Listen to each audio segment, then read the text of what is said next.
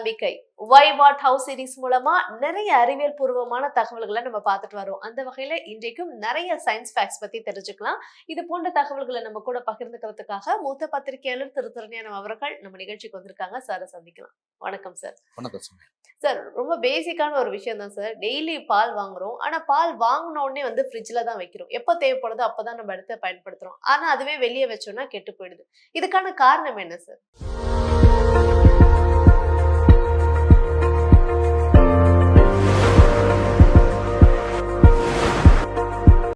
குளிர்சாதன பெட்டி ஃப்ரிட்ஜுக்கு வெளியே பால் விரைவாக கெட்டுப்போவதற்கு மிக முக்கியமான காரணம் அதில் உள்ள நுண்ணுயிர்கள், பாக்டீரியாக்கள் தான். ஸோ சாதாரண அறை வெப்பநிலையில் பால் விரைவாக கெட்டுப்போவதற்கான அறிவியல் அம்சங்கள் பார்த்தீங்கன்னா 3 வகையான அம்சங்கள். ஒன்னொன்னா பார்க்கலாம். முதல் காரணம் வெப்பநிலையும் பாக்டீரியாக்கள் வளர்ச்சியும். அதில் பார்த்தீங்கன்னா குறிப்பிட்ட வெப்பநிலையில் பாலில் உள்ள பாக்டீரியாக்கள் வளர்ச்சி அதிகமாக இருக்கும்.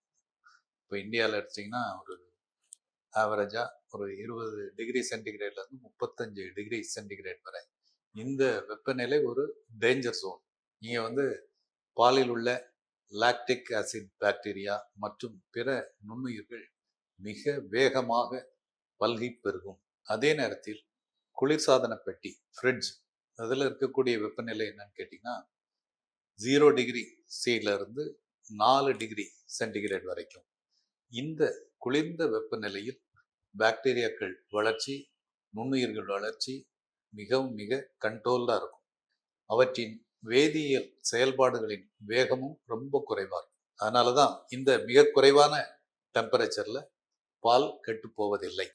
இரண்டாவது காரணம் என்று எடுத்துக்கொண்டால் அமில உற்பத்தி, ஆசிட் ப்ரொடக்ஷன். பாலில் உள்ள இயற்கையான சர்க்கரை லாக்டோஸ்.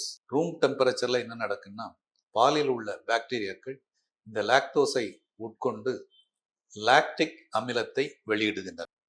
இந்த அதிகரித்த அமிலத்தன்மை என்ன பண்ணுதுன்னு சொன்னா பாலில் உள்ள புரோட்டீனான காசினின், இந்த காசினினுடைய அமைப்பை மாற்றுகிறது. இதனால் அந்த காசினின் புரோட்டீனின் அமைப்பு மாறி தயிர் போன்ற ஒரு நிலைக்கு மாறுகிறது. இதைத்தான் நாம் பால் கெட்டுப்போதல் என்று பொதுவாக சொல்கிறோம். மூணாவது ரீசன் எடுத்துக்கொண்டால் என்சைம்ஸ் செயல்பாடு, நொதிகளின் செயல்பாடு. ரூம் டெம்பரேச்சரில் பாலில் உள்ள பாக்டீரியாக்கள் லாக்டிக் அமிலத்தை உருவாக்குவதோடு மட்டுமல்லாமல் பாலின் சுவை மற்றும் அமைப்பை மாற்றும் பிற என்சைம்களையும் வெளியிடுகின்றன. இந்த என்சைம்ஸ் என்ன பண்ணுதுன்னு சொன்னா பாலில் உள்ள கொழுப்பு மற்றும் புரோட்டீன்களை உடைத்து விரும்பத்தகாத புளிப்பு சுவை, மோசமான வாசனை போன்றவற்றை உருவாக்குகின்றன. தொகுத்து சொல்வதானால் குளிர்சாதன பெட்டிக்கு வெளியே ரூம் டெம்பரேச்சரில் பாக்டீரியாக்கள் மற்றும் நுண்ணுயிர்கள் பாலில் வேகமாக வளர்கின்றன, லாக்டிக் அமிலத்தை உருவாக்குகின்றன, பாலின் சுவை மற்றும் அமைப்பை மாற்றுகிற பிற என்சைம்ஸ் நொதிகளையும் உருவாக்குகின்றன. இவை காரணமாகவே பால் கெட்டு போகிறது. Fine sir. இனிமேல் ஒவ்வொரு முறையும் பால் வந்து கெட்டு போறதை பார்த்தா அவங்களுக்கு இந்த சயின்ஸ் தான் ஞாபகம் வரும் அப்படின்னு நினைக்கிறேன். சார், இந்த அஸ்ட்ரானமில இந்த வெகு தூரம் கணக்கிடப்படுவதற்கு வந்து லைட் இயரை தான் வந்து பயன்படுத்துறாங்க அப்படின்றது ஒண்ணு இருக்கு. இந்த லைட் இயர் இதை பத்தி எங்களுக்கு கொஞ்சம் தெளிவா சொல்லுங்க. கூடுதலா நம்மளுடைய மில்கி வே கேலக்சி, யூனிவர்ஸ் இதனுடைய லைட் இயர்லாம் எவ்வளவு இருக்கு சார்?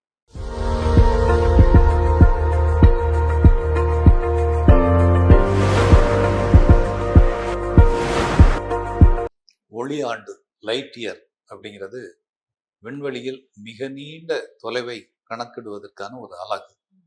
இவற்றை வந்து நம்ம கிலோமீட்டர், மைல்களில் அளவிடுவது சாத்தியமில்லை. அவ்வளவு தொலைவு கொண்டது. அதனால தான் லைட் இயர் அப்படிங்கிற அலகை பயன்படுத்துகிறோம். லைட் இயர் அப்படின்னா என்ன?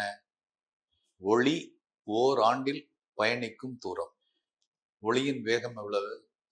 ஒரு செகண்ட்ல 3 லட்சம் கிலோமீட்டர். இந்த வேகத்துல ஓராண்டு பயணித்தால் எவ்வளவு தூரமோ அதுதான் ஒரு லைட் இயர். கிலோமீட்டர்ல மாற்றி சொல்வதாக இருந்தால் ஒரு லைட் இயர் அப்படிங்கிறது கிட்டத்தட்ட 10 ட்ரில்லியன் கிலோமீட்டர், 10 லட்சம் கோடி கிலோமீட்டர். இதுதான் ஒரு லைட் இயர். ஒப்பீட்டு அளவில் பார்க்கறதா இருந்தா சூரிய மண்டலம் மிக சிறியது. நம்முடைய மிக பிரம்மாண்டமான பிரபஞ்சத்தில் சூரிய மண்டலம் வந்து வெறும் 0.002 லைட் இயர்ஸ் தான். அதாவது நம்முடைய ஊர்ட் கிளவுட்னு சொல்லுவோம். அந்த ஊர்ட் கிளவுட் வரையிலான தூரம் மொத்தமே 0.002 லைட் இயர்ஸ் தான்.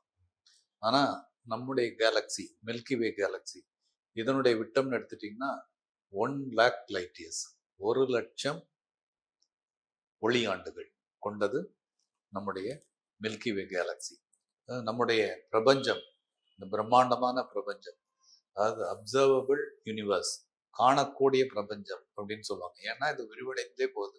ஸோ இன்றைய நிலையில் அப்சர்வபிள் யூனிவர்ஸ் இதனுடைய விட்டம் எடுத்துட்டீங்கன்னா 93 பில்லியன் ஒளி ஆண்டுகள், அதாவது 9,300 கோடி ஒளி ஆண்டுகள். ஒரு லைட் இயரே 10 லட்சம் கோடி கிலோமீட்டர் அப்படின்னு சொல்லி சொன்னோம்.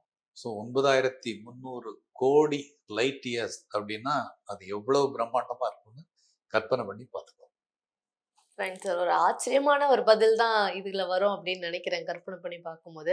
இதே மாதிரி ஒரு ஆச்சரியமான கேள்வி தான் அடுத்ததும் நான் கேட்க போறேன் சார். தண்ணி மேல நடக்கிறது அப்படின்றது நடக்காத ஒண்ணு. ஆனா சில விலங்குகளும் பூச்சிகளும் தண்ணீர் மேல நடக்குது அப்படின்ற மாதிரி சொல்லுவாங்க. அப்படி இருக்கா சார்?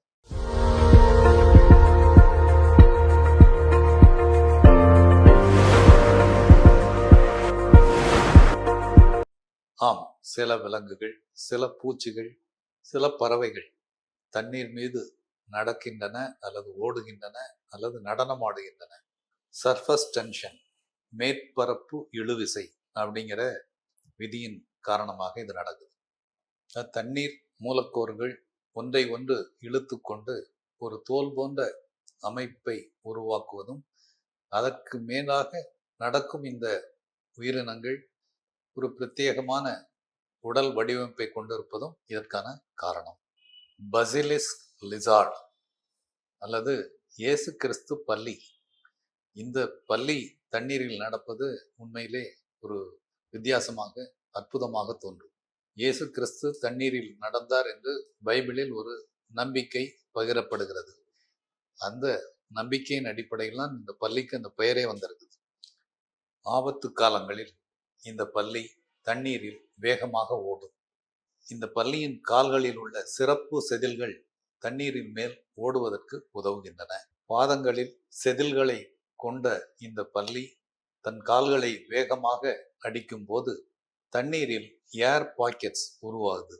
மேலும் சிறிய உடல் எடை, அதிவேகம் காரணமாக மேல் தூக்கும் விசை அப்வர்ட் ஃபோர்ஸ் உருவாகி இந்த பல்லி தண்ணீரில் மேல் ஓடுவதற்கு உதவுகிறது. அடுத்து வாட்டர் ஸ்ட்ரைடர் என்ற ஒரு வகை பூச்சி. இந்த பூச்சியின் உடல் எடை மிகவும் குறைவு. இந்த பூச்சியின் கால்களில் மிக நுண்ணிய ரோமங்கள் உள்ளன. தண்ணீரில் உள்ள மேற்பரப்பு இழுவிசை சர்ஃபஸ் டென்ஷன் பயன்படுத்தி இந்த பூச்சி தண்ணீரில் நடந்து செல்கிறது. அதே போல ஃபிஷிங் ஸ்பைடர், எடை குறைந்த இந்த சிலந்தி பூச்சியும் தண்ணீரின் மேற்பரப்பு இழுவிசையை பயன்படுத்தி தண்ணீரில் நடந்து செல்கிறது. அதே போல வெஸ்டர்ன் கிரீப் என்ற ஒரு நீர் பறவை, இந்த பறவை விரைவான கால் அடிகளால், ஸ்லாப்பிங் அப்படின்னு சொல்லுவாங்க, தண்ணீரை அடித்து உதைத்து தண்ணீரின் மேல் வேகமாக நடக்கிறது அல்லது சில வேளைகளில் நடனம் ஆடுகிறது. இது போன்ற உயிரினங்கள் தண்ணீரின் மேல் நடப்பதற்கு மிக முக்கியமான காரணம் மேற்பரப்பு இழுவிசை சர்ஃபஸ் டென்ஷன். இந்த விலங்குகளின் வேகம் மற்றும் வடிவமைப்பு மொத்தத்தில் இயற்பியல் மற்றும் உயிரியல் இணைந்து நிகழ்த்தும் ஓர் அதிசயம். Fine sir. உண்மையிலேயே ஆச்சரியமான ஒரு விஷயமா இருக்கு. ஆனா அதுக்கு பின்னாடி இருந்த அறிவியல் என்ன அப்படின்றத ரொம்ப தெளிவா எங்க கூட பகிர்ந்துக்கிட்டீங்க. இன்றைய சீரீஸும் ரொம்பவே பயனுள்ளதா இருந்தது. Thank you so much sir. நன்றி.